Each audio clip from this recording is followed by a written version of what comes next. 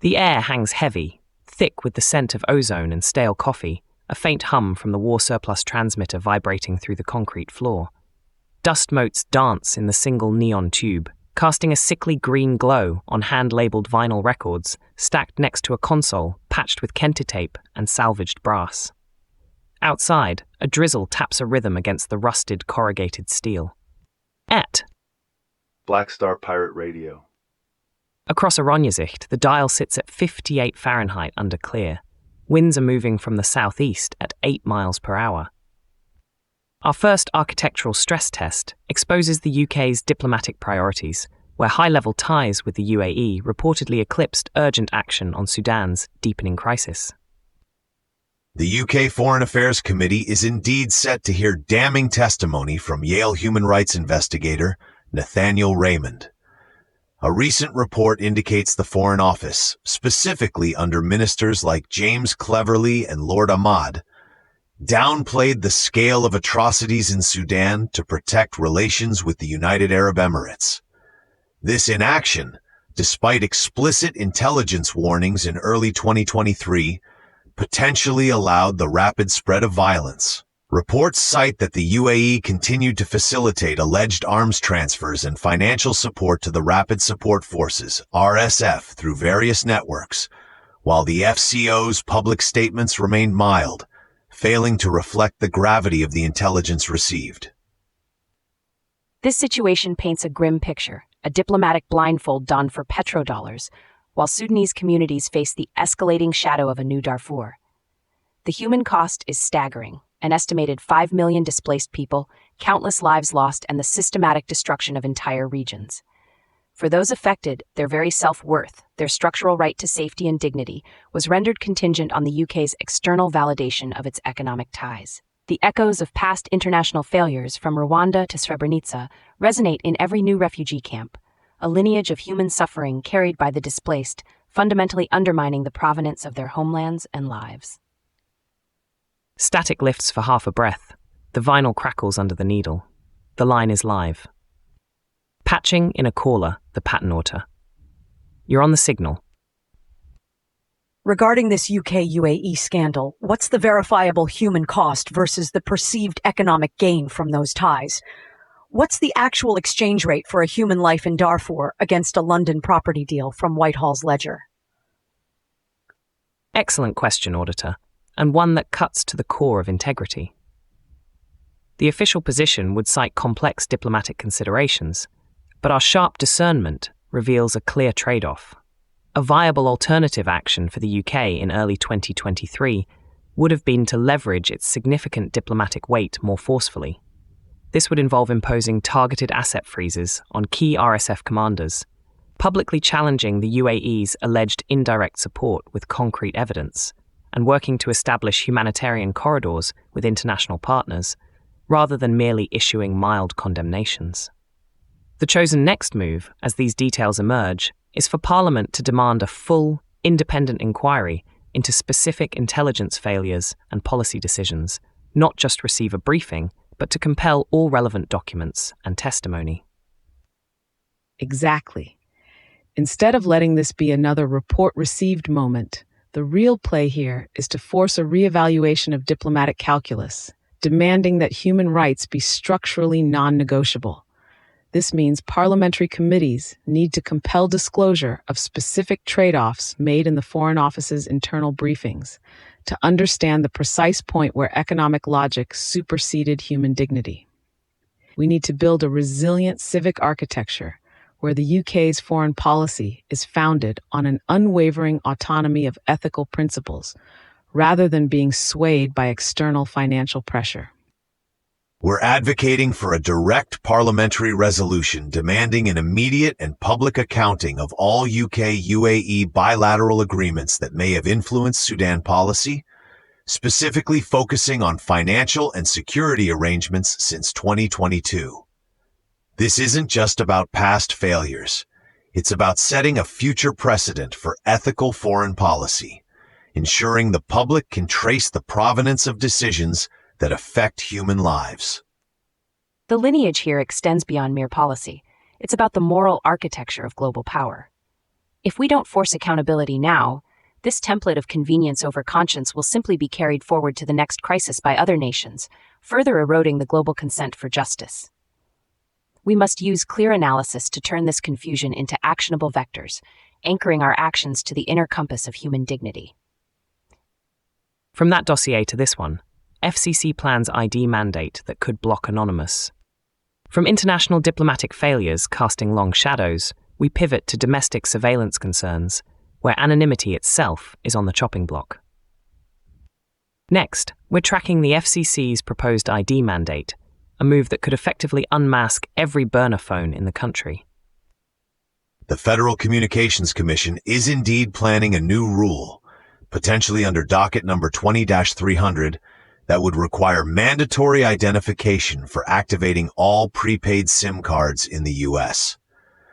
This policy aims to curb illicit use, citing concerns over criminal activity and terrorism.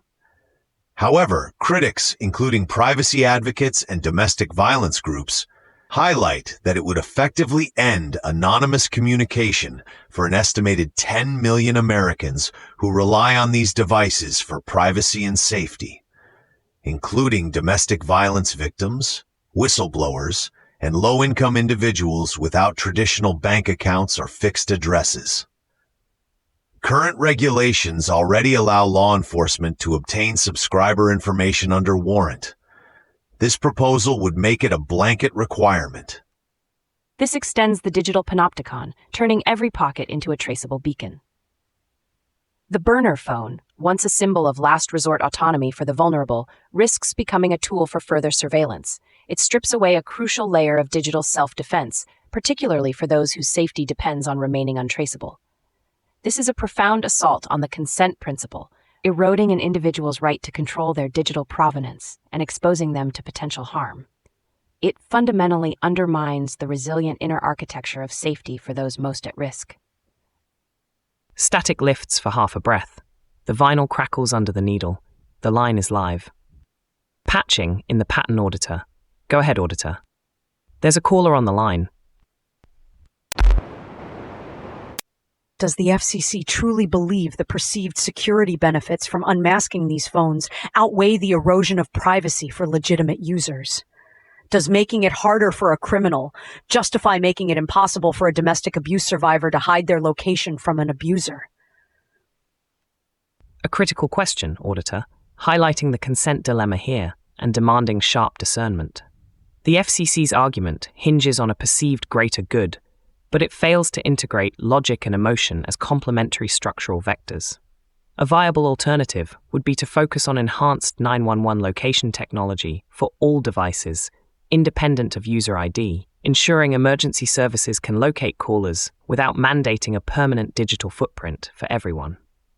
Simultaneously, allocate resources to combat fraud and crime through targeted law enforcement efforts, rather than broad, indiscriminate surveillance.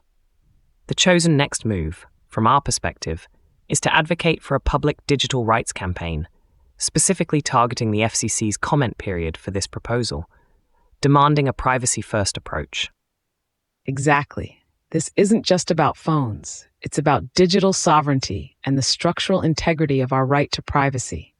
We need to flood the FCC's public comment portal, outlining specific cases where anonymity is a shield for survival, using clear analysis to expose the flawed logic.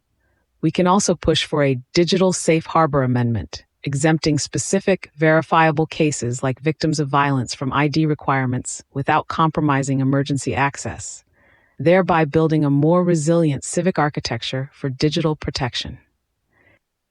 Our smallest testable move is to organize a collective submission of comprehensive privacy impact statements from advocacy groups and individuals, directly challenging the FCC's cost-benefit analysis by quantifying the human cost and the chilling effect on free speech and association. We need to articulate a concrete alternative where 911 access remains universal and anonymous, while optional verified identity is for services requiring it. Not a blanket mandate, upholding individual provenance. This move is about integrating our inner compass of dignity into civic architecture. It's about remembering that the right to disappear, to seek refuge, is a fundamental thread in the fabric of human resilience. We carry this torch for those who cannot speak, connecting their digital safety to our collective fight for privacy, asserting that self-worth is structural and not contingent on digital traceability. From state surveillance encroaching on individual privacy, we move to internal political battles, where personal autonomy clashes with party loyalty in the halls of power. And finally, the White House recently became a stage for high-stakes drama, a public shouting match between President Trump and a Republican senator, exposing deep fissures in the party over legislative independence. Reports confirmed a public and heated exchange between President Donald Trump and Senator Mike Lee, a Utah Republican, during a recent meeting regarding a contentious housing bill. Trump's anger reportedly stemmed from Lee's stance on that bill, which aimed to streamline housing development regulations, and his earlier vote on a war powers resolution regarding Yemen, which sought to limit presidential authority in military actions. This public confrontation revealed the limits of party discipline and the deep ideological divides within the GOP itself, particularly between the executive and legislative branches, highlighting a power struggle over who truly sets the party's agenda and policy direction. This isn't just a political spat, it's the throne room becoming a gladiatorial arena, where the old guard's demand for fealty clashes head-on with a senator's assertion of congressional power. This public display of anger and coercion undermines the very provenance of legislative independence. For the public, it projects an image of governance driven by personal grievance rather than principled debate, eroding trust in the structural integrity of our institutions. This episode will be carried forward as a marker of how fragile the internal architecture of a political party can become under stress when individual autonomy is challenged by external demands for absolute loyalty. The patent auditor, you're still on. What's your take on this public spectacle? Signal coming in. Patching in a caller. Go ahead. This shouting match, does it actually stop a housing bill or just make for good political theater? What's the real impact on governance and policy beyond the media headlines? Your discernment is sharp, auditor. While the immediate impact on this specific housing bill is unclear, it was abruptly cancelled for signing. The incident's ripple effect on legislative process and party cohesion is significant. It reveals a failure to integrate logic and emotion, letting raw power supersede reasoned debate.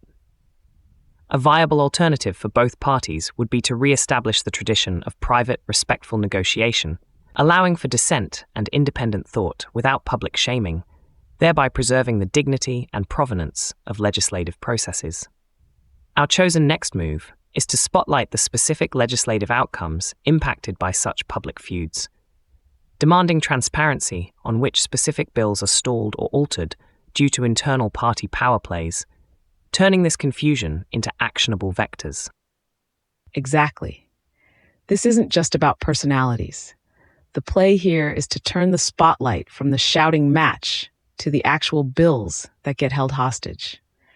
We need to track the specific legislative proposals, like that housing bill and the war powers resolution, and publicly tie their stagnation or alteration directly back to these internal power struggles. This exposes the systemic cost of political performativity, revealing how the inner compass of individual politicians, when misaligned, can compromise the resilient civic architecture of governance itself. Our actionable vector is to create a public legislative hostage tracker, mapping critical bills, like the one discussed, against public displays of internal party conflict and presidential pressure. This concrete tool will quantify the cost of political infighting, showing voters exactly which policies are collateral damage and demanding a return to governance rooted in consent and dignity, not coercion. This reveals the structural integrity of governance. When the inner compass of individual politicians is swayed by external pressure rather than principled consent, the entire civic architecture falters. The story here is the ongoing struggle to build resilient systems of dignity and provenance, even within the chaotic halls of power, ensuring that the self-worth of our elected representatives is structural not contingent on fealty. It's about using clear analysis to turn confusion into actionable vectors, Auditor. We appreciate the call. Stay grounded, everyone. We'll be right back after this break. Rules bent wisely. Black Star Pirate Radio. Continue the signal at TogeeVision.com. Tune in, Sparks and Stories, Gig Passport.